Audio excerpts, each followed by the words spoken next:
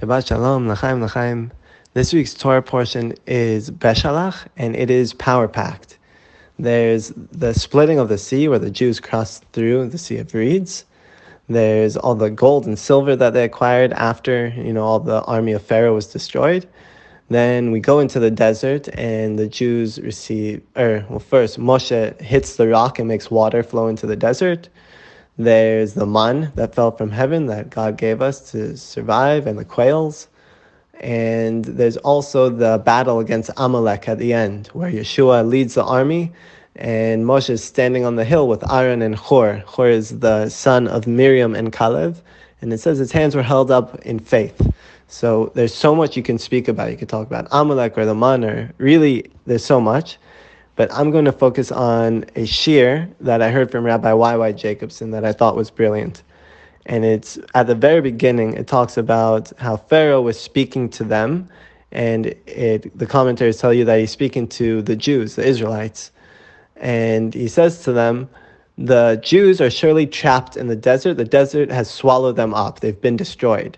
And so they ask the question, okay, well, if all the Jews have left Egypt and gone into the desert, and the other Jews that were called the wicked ones were destroyed during the plague of the darkness, then who are these Jews that he's speaking to now?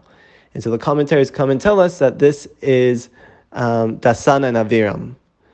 And what's very interesting is that after Kriyas Yamsuf, when the Jews are in the desert, we see that two people went out on Shabbat to collect more man. And who do the commentaries say this is? It's Dasan and Aviram. So the question arises, how did they get from Egypt to the other side of the sea, the splitting of the sea? And how are they continuing with the Jews in the desert? Furthermore, why did they even merit to be with the Jews in the desert? So he goes on to explain through using many other commentaries, whose unfortunately I don't remember all of them. They said, and really this is in a nutshell, that Dasan and Aviram received a Kriyas Yamsuf of their own. All the Jews left, and they made it when they went with Pharaoh's army to chase down all the Jews. They went with them. And when they were chasing down the Jews and the whole army was destroyed in the sea, Dasan and Aviram were able to make it through. They made it through the water and made it to the other side, no problem. And so they asked, and what merit did they deserve to make it to the other side? And they explained, and we've seen this repeated in history, unfortunately, that when the Jews were in Egypt, they were brought, certain Jews were called taskmasters, and they were put in control over the other Jews to ensure that they would continue doing their tasks. And when Pharaoh issued the decree that the Jews had to continue with their quota of bricks, but they weren't allowed to be given any of the stubble to make the clay, these taskmasters were forced to force the other Jews and to keep up making their quota. But obviously the Jews couldn't do this. And so who was punished for their lack of work was the taskmasters. And who were these taskmasters? It was Dasan and Aviram.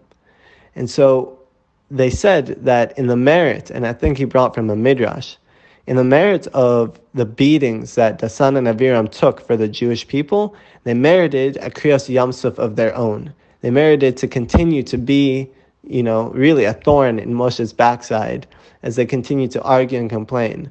But regardless, the amount of pain that these two men took for the Jewish people is enough to say that they deserve to be there with the Jews, receiving the Torah and, getting through Kriyas Yamsuf. So it's a beautiful lesson for all of us that, especially here in Israel, you'll see people that are very God-fearing people.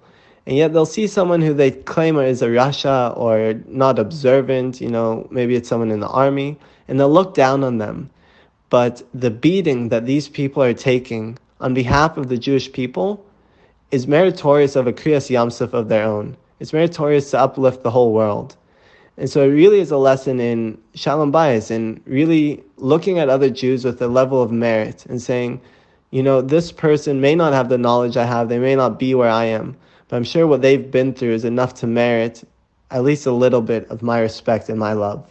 So B'ezrat Hashem, we should all merit to look at others with a good eye and with a good heart, and to internalize what it means that even Dasan and Aviram merited their own Kriyas Yamsuf.